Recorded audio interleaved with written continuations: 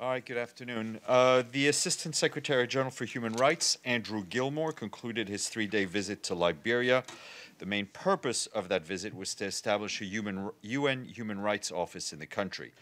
Mr. Gilmore said that while Liberia has progressed dramatically since the Civil War ended, human rights gains are still precarious, hence the vital need for the UN to support the country. The new office will open early next year and will conduct human rights monitoring and reporting, and also provide technical assistance to state institutions, the Independent National Commission for Human Rights, civil society, and other partners.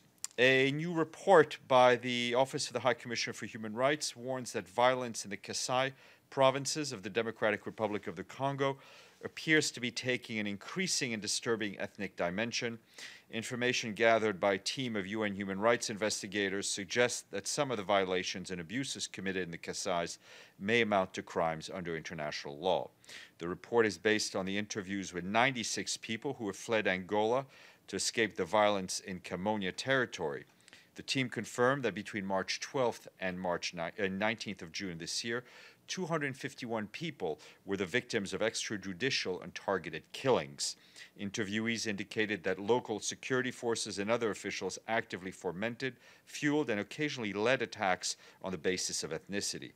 The High Commissioner for Human Rights, Zeid Ra'ad Al Hussein, urged the government of the DRC to act now to prevent such violence from tipping into wider ethnic cleansing and take all necessary measures to fulfill its primary obligations and to protect people from all ethnic backgrounds in the greater Kasai area.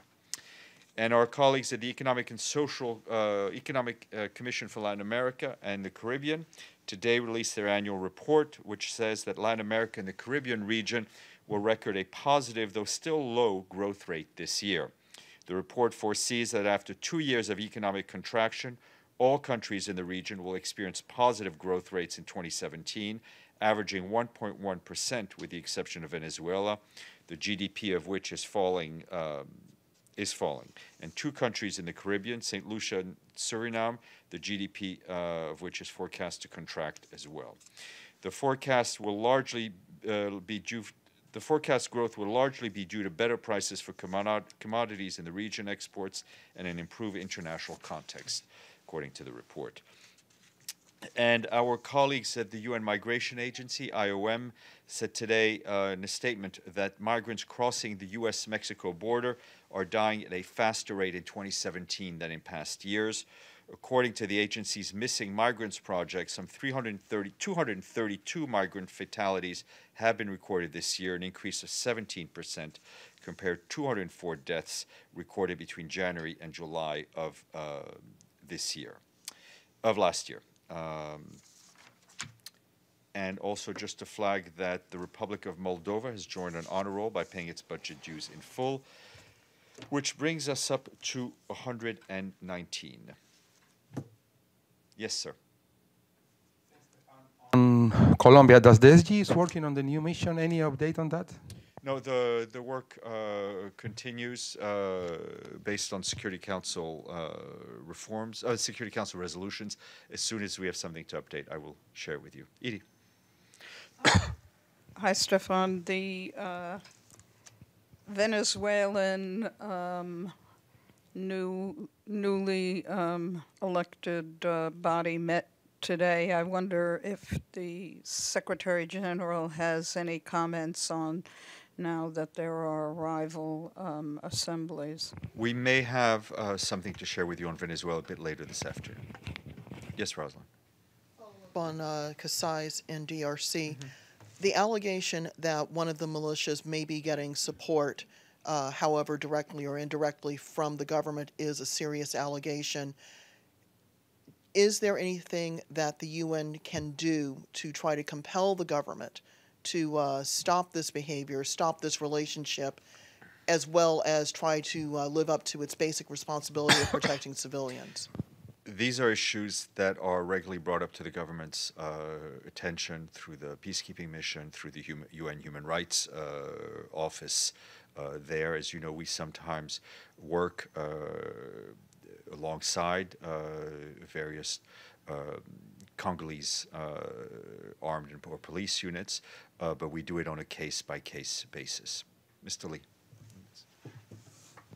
Wait, I guess I was going to ask you about Cyprus, but I just want to understand that better. So the idea is that there's a due diligence and vetting process. So one side of the UN has found that there may be government units supporting these. Are you saying that these units are not being supported, the supervisors or whoever the UN is aware of? I think, as you know, Right. we've said in the past, and we do due diligence. There's some units that we've worked with, and others we have not, and we've been very open about when we've refused to work with certain units. And although this report doesn't specifically name, but seems to show some knowledge of who in the Congolese governmental system is supporting these militia units, has that information been turned over for purposes of vetting? And are there any people Well, actually being vetted? I'm sure in drafting the report, it was shared with the Congolese authorities. Your question on Okay. Cyprus. Yeah, I wanted to know, there are reports, and I just wanted to get you to either shoot them down or not, of some discussions by the SRSG, Elizabeth Spehar, of the possible pullout or reduction. I will shoot it down. The UN is not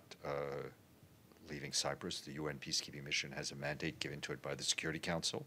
That mandate remains. The UN will remain supporting the Cyprus, the people of Cyprus, and I think, from what I understand, the special representative was misquoted. Sure, but I guess my bigger picture, if Antonio Guterres, one of the things he said is that, one, peacekeeping shouldn't be in places where there is no peace to keep, or presumably, like if there's now no peace process, if in fact the UN has said, well, the parties don't seem to want to talk, and so we're not going to force them to talk, what exactly is the function of the mission at this time in terms of is there peace? to continue to monitor the line between the two communities.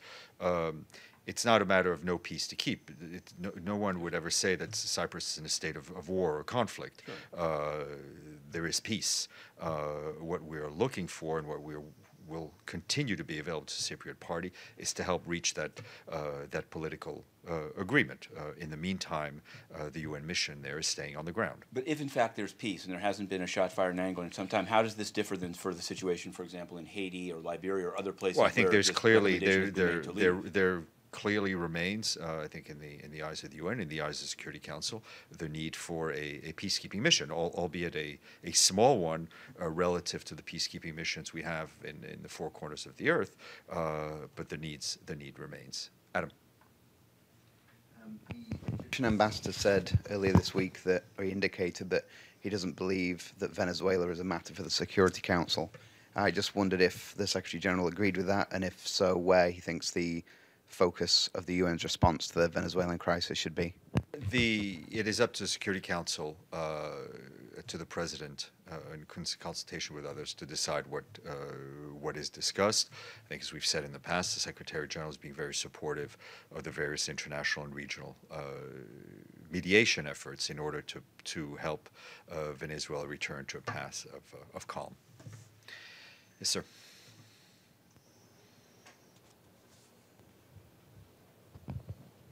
Thank you.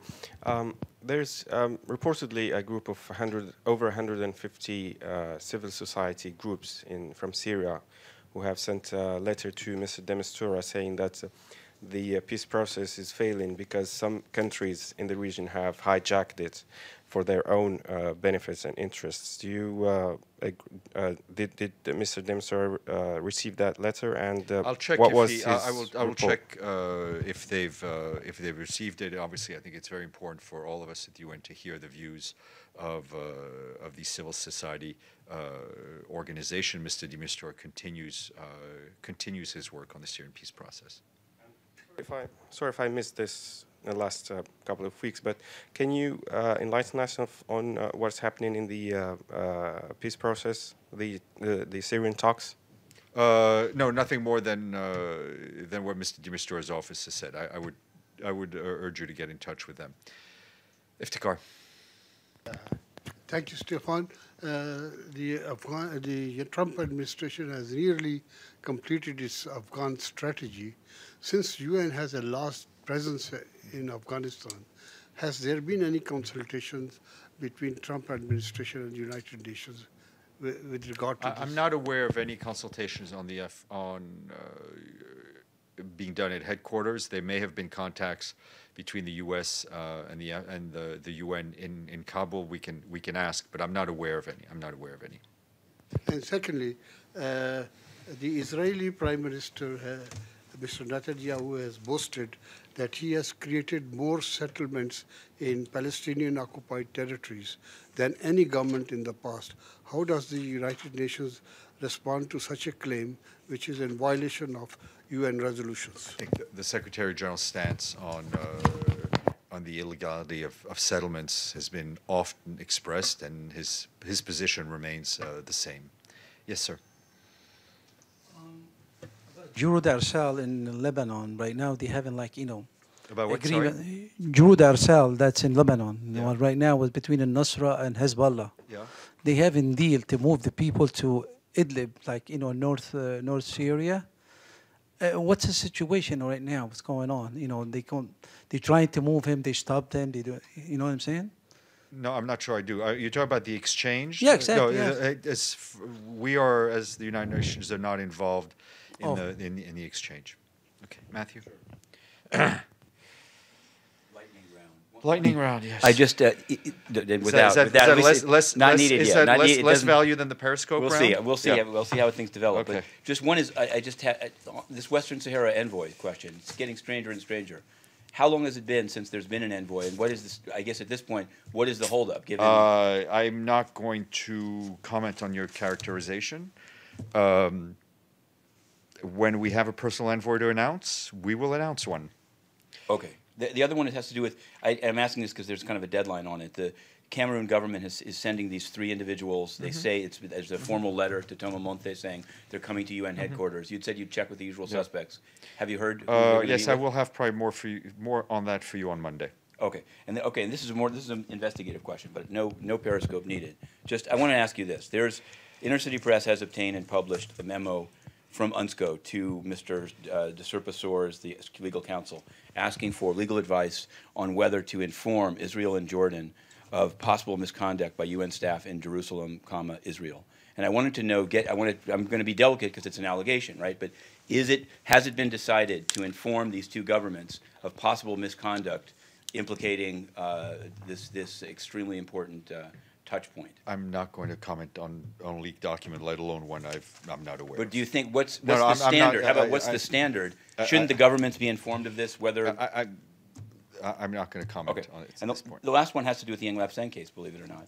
In the case, among the evidence that came out leading to the guilty verdict was evidence of a former permanent representative of El Salvador, Carlos Garcia, assisting Francis Lorenzo in getting ill-gotten gains released from the Dominican Republic. I've asked you about him before because since serving as a permanent rep, he seems to be a kind of bridge to NGOs. He had an NGO called Global Governance for the UN SDGs. I still see him around 1B squiring people around. So my request to you is given, and again, I don't know if OIOS tracked the case or not, given what was shown on the screen and put into evidence regarding his assistance in Mr. Francis Lorenzo getting bribe money released, does he have he has some kind of a pass? Is there some kind of emeritus status for diplomats, or how does it work? I'm not aware of any emeritus. Emeritus status except for journalists, so I will look into it. Thank you.